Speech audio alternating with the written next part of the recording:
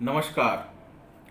परिवार न्यायालय या फैमिली कोर्ट, आप लोगों ने इसके बारे में ज़रूर सुना होगा।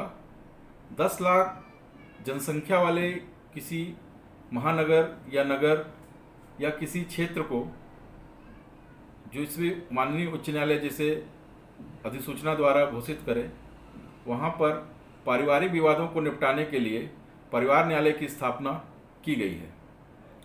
ऐसा आवश्यक नहीं है कि 10 लाख की जनसंख्या कोई क्राइटेरिया है।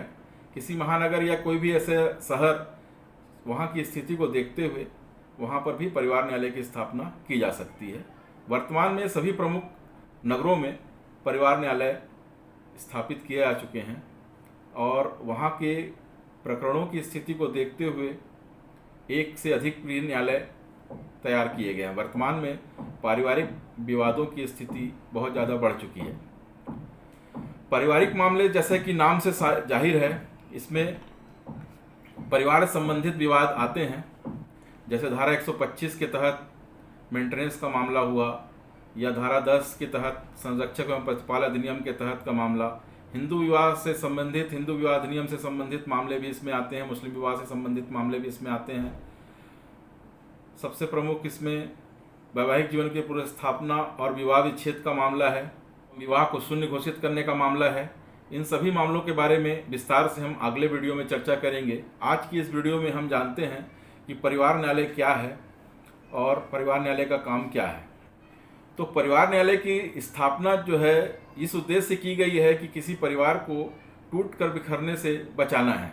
इसके लिए ही यह व्यवस्था की गई है कि पक्षकार न्यायालय में स्वतः उपस्थित होंगे और जब तक आवश्यक न समझा जाए या जब तक विधिवत अनुमति न ले ली जाए, किसी अधिवक्ता को किसी पक्षकार की ओर से पैरवी करने की अनुमति परिवार न्यायालय में नहीं होती है। उसके लिए उसे अनुमति लेना पड़ता है और पक्षकार की व्यक्तिगत उपस्थिति अनिवार्य होती है। परिवार न्यायालय में प्रकरण की सुनवाई शुरू होने पर जब प्रथम बार दोनों पक्ष उपस्थित होते हैं तो उनकी एक काउंसलर के माध्यम से काउंसलिंग कराई जाती है।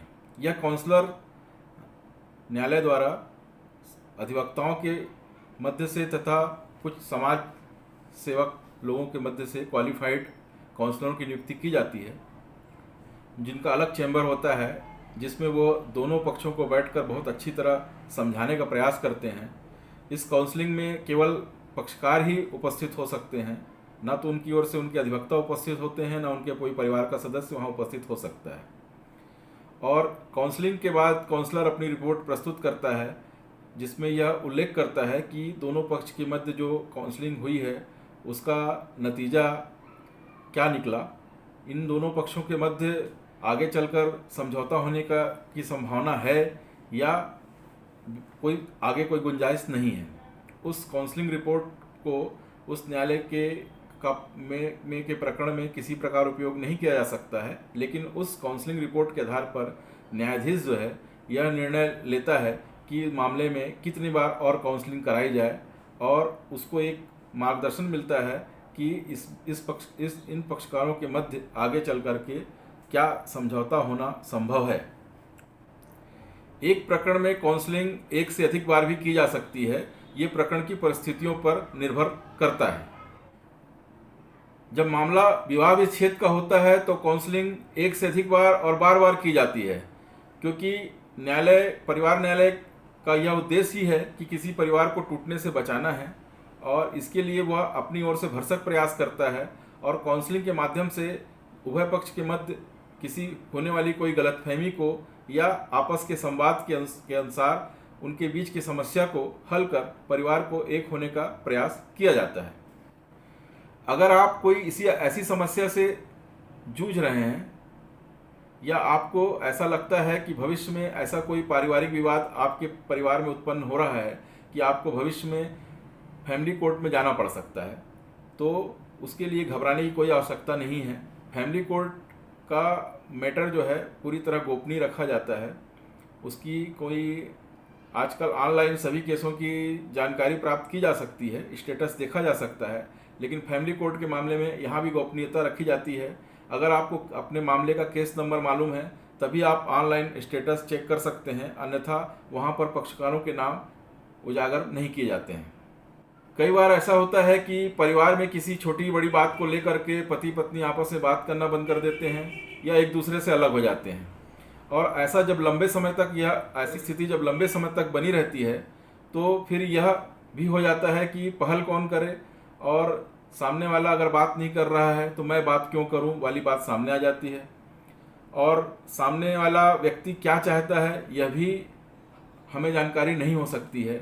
तो ऐसी स्थिति में हमारे लिए बहुत अच्छा होता है कि हम परिवार न्यायालय में कोई एक मामला ला दें, जैसे वैवाहिक जीवन की पुनर्स्थापना या कोई भी अन्य मामला।